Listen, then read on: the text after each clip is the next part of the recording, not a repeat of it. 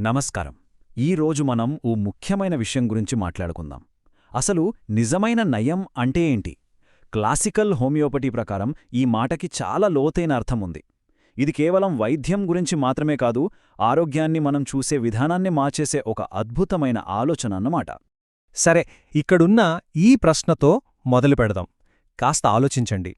మనకి జ్వరం, తలనొప్పి లాంటివొచ్చినప్పుడు ఏవైనా మందులు వేసుకోగానే లక్షణాలు తగ్గుతాయి. వెంటనే అమ్మయ్యా నయమైపోయింది అనుకుంటాం కదా.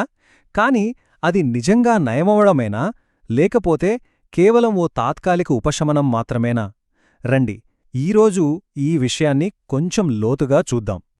ఈ మొత్తం విషయాన్ని అర్థం చేసుకోవడానికి మనమొక 6 ముఖ్యమైన అంశాల గురించి మాట్లాడుకుందాం. ముందుగా నయం అనే పదానికి ఓ కొత్త అర్థాన్ని చూద్దాం. ఆ తర్వాత మన ఆరోగ్యానికి అసలు మూలమేంటి, అదే జీవశక్తి గురించి తెలుసుకుందాం. అలాగే ఊరికే నొప్పి తగ్గడానికి, నిజంగా జబ్బు నయమవడానికి తేడా ఏంటో చూద్దాం.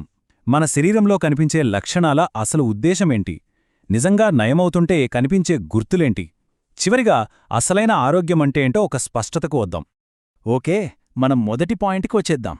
క్లాసికల్ హోమియోపతిలో నయమంటే బయటకు కనపడే జబ్బు లక్షణాలని అణిచివేయడం కాదనమాట. అస్సలు కాదు. అది అంతకు మించిన ఒక చాలా లోతైన ప్రక్రియ. ఇక్కడ మనం అర్థం చేసుకోవాల్సిన ముఖ్యమైన విషయమేంటంటే, ఆరోగ్యమంటే రోగం లేకపోవడం మాత్రమే కాదు, అదొక పాజిటివ్ స్టేట్. అంటే హోమియోపతి ఎప్పుడూ జబ్బు చేసిన భాగాన్ని మాత్రమే చూడదు, మొత్తం మనిషిని చూస్తోంది. మనసు, శరీరం రెండూ ఒక సమన్వయంతో ఆనందంగా, చురుకుగా ఉన్నప్పుడు అప్పుడు మనం నిజంగా ఆరోగ్యంగా ఉన్నట్టు. అంతేగాని వంటికి నొప్పులు లేకపోతే ఆరోగ్యంగా ఉన్నట్టు కాదు. అయితే ఈ మనస్సుకి, శరీరానికి మధ్య సమన్వయాన్ని నడిపించేది ఏంటి అనే ప్రశ్న వస్తుంది కదా. ఇక్కడే హోమియోపతిలో చాలా కీలకమైన ఒక కాన్సెప్ట్ వస్తుంది. అదే జీవశక్తి లేదా వైటల్ ఫోర్స్. సింపుల్గా చెప్పాలంటే ఇది మనలో ఉండే, మనల్ని మనమే నయం చేసుకోగలిగే ఒక సహజమైన శక్తి. ఈ జీవశక్తిని మనం ఒక ఇంజిన్లా ఊహించుకోవచ్చు. ఆ ఇంజిన్ స్మూత్గా నడుస్తున్నంతకాలం మనము ఆరోగ్యంగా ఉంటాం. ఎప్పుడైతే దాని పనితీరులో ఏదైనా తేడా వస్తుందో అప్పుడే అది మనకు అనారోగ్యంగా బయటపడుతుంది. అంటే చూడండి, జబ్బు అనేది మన టిష్యూస్లోనో, ఆర్గాన్స్లోనో వచ్చిన సమస్య మాత్రమే కాదు, అంతకంటే ముందు ఈ ఎనర్జీ లెవెల్లో వచ్చిన ఒక డిస్టర్బెన్స్ అన్నమాట. ఇప్పుడు చూడండి, ఇది చాలా ఆసక్తికరమైన విషయం. జబ్బు ఎలా బయటపడుతుందో ఆ క్రమం చాలాసార్లు ఎలా ఉంటుందంటే, సమస్య ముందు మనసులోనో, మన ఎమోషన్స్లోనో మొదలవుతుంది.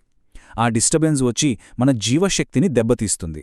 ఆ తర్వాత చివరి స్టేజ్లో అది శరీరం మీద లక్షణాలుగా కనిపిస్తుంది. అంటే మనం చూసే జ్వరం, నొప్పి, దద్దుర్లు ఇవన్నీ అసలు కథ కాదు, కథకి క్లైమాక్స్ మాత్రమే. అసలు కారణం లోపల ఉంది. దీని గురించే హోమియోపతి వ్యవస్థాపకులు డాక్టర్ శామ్యూల్ హానిమన్ ఏం చెప్పారంటే, వైద్యుని అసలైన పని జబ్బుతో పోరాడటం కాదు, జబ్బుపడిన మనిషిని తిరిగి ఆరోగ్యవంతునిగా మార్చడమే. ఈ ఒక్క మాటలో చాలా లోతైన అర్థముంది. ఫోకస్ జబ్బుమీద కాదు, మనిషిమీద ఉండాలి. ఓకే, ఇప్పుడు మనం ఇంకో ముఖ్యమైన విషయానికొద్దాం. అదేంటంటే టెంపరరీ రిలీఫ్కి, పర్మనెంట్ క్యూర్కి మధ్య ఉన్న తేడా. ఈ తేడాని అర్థం చేసుకోవడం చాలా చాలా అవసరం. ఇక్కడ చూడండి, చాలా క్లియర్గా ఉంది. తాత్కాలిక ఉపశమనమంటే ఏంటి? అది కేవలం లక్షణాల మీద పనిచేస్తుంది. తలనొప్పి ఉంటే ఆ నొప్పిని తగ్గిస్తుంది, కాని అసలు కారణాన్ని టచ్ చేయదు. అందుకే కొన్నిసార్లు లక్షణాలను అణిచిపెట్టొచ్చు, కానీ లోతైన పునరుద్ధరణ అంటే అసలైన నయం అలా కాదు.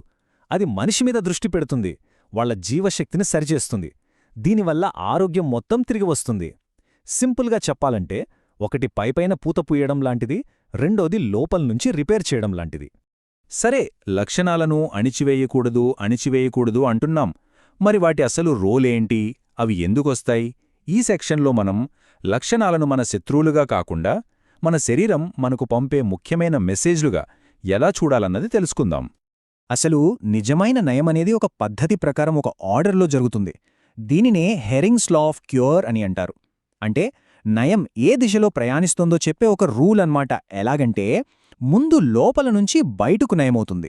అంటే మనసు, ఎమోషన్స్ నుంచి బయట చర్మం వైపు, అలాగే పైనుంచి కిందకి అంటే తల నుంచి కాళ్ల వైపు, ఇంకా ముఖ్యమైన అవయవాలు అంటే గుండె, మెదడు లాంటివి ముందు కోలుకుని ఆ తర్వాత తక్కువ ముఖ్యమైన వాటికి స్వస్థతొస్తుంది.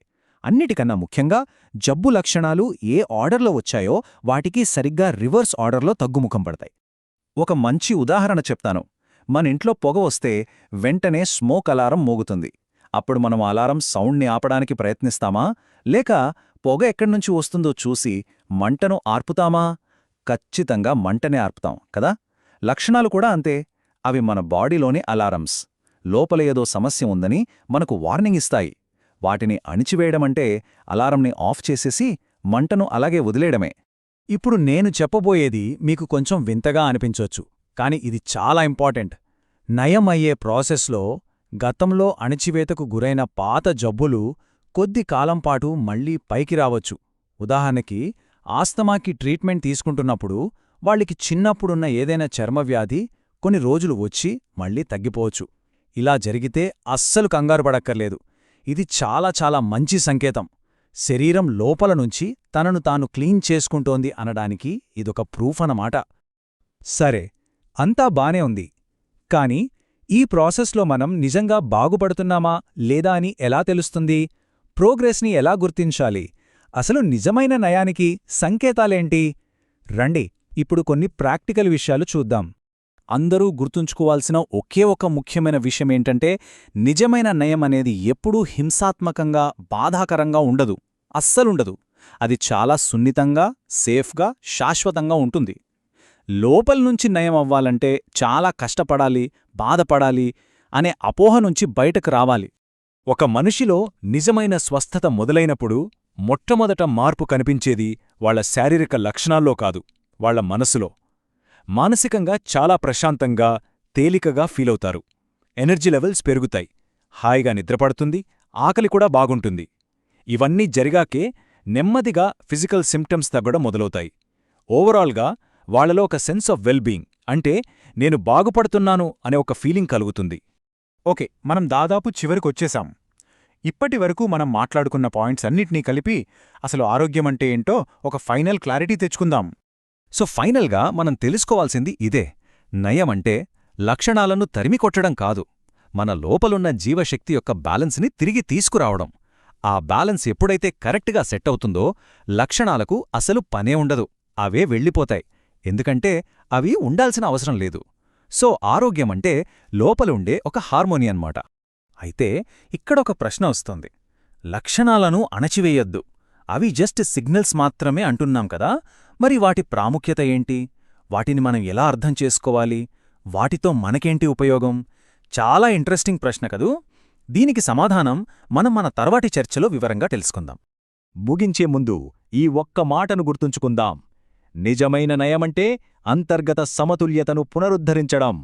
ఇది కేవలం ఒక ట్రీట్మెంట్ కాదు, ఇదొక సంపూర్ణ ఆరోగ్య ప్రయాణం.